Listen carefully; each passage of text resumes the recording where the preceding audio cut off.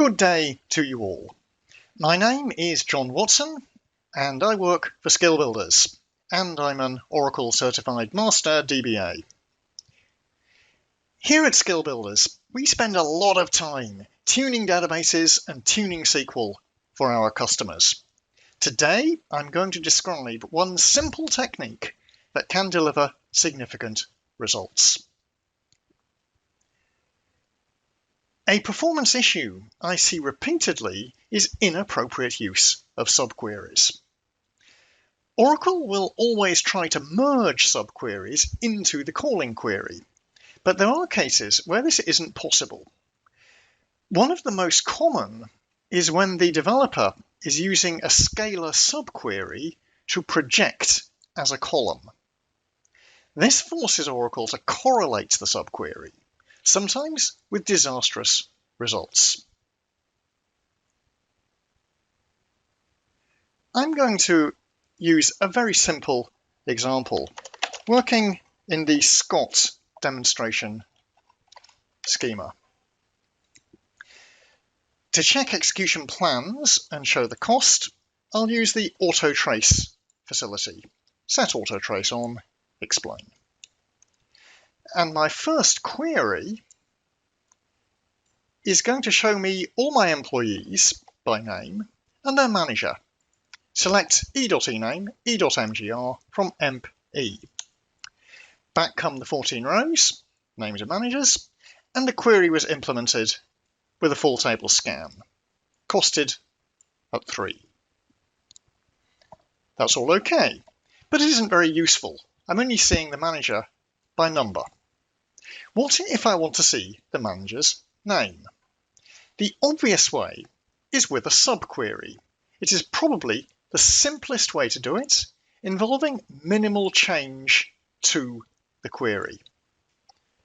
My variation is this. Select e.ename, and now rather than e.mgr, I'm projecting the subquery. Select f.ename from emp.f, where f.empno equals e.mgr. So that's a minimal change to the original query, and it gives me the result I want. But look at the cost. The cost previously was 3 cost units. It's now gone up to 9. The arithmetic of the cost may look a bit odd at first until you understand the subquery correlation. The scan of emp that retrieves the e-name is this operation here, and that's still costed at 3. And that's giving me the 14 e-names for this column here. These operations here, operations 1 and 2, are an index lookup into emp to retrieve the name of the MGR column. And that's been costed at just 1. Well, why does 3 plus 1 equal 9? That's because the subquery is correlated. I'm having to run that subquery repeatedly. Once we understand that, the arithmetic is clear. There are, in fact, 6 distinct managers: Ford, Blake, King, Jones, Scott, Clark. And we've had to run that query once for each of those distinct values. So the cost of the query is now 3 plus 6 times 1 equals 9. That's a big increase.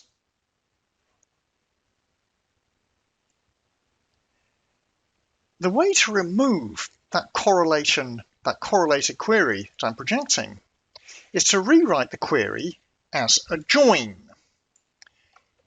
So here's my first attempt.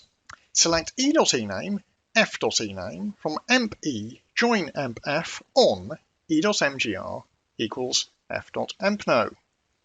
Now, this is a substantial rewrite, and as such, it is dangerous. And in fact, you can see that the query is not equivalent. I've got only 13 rows.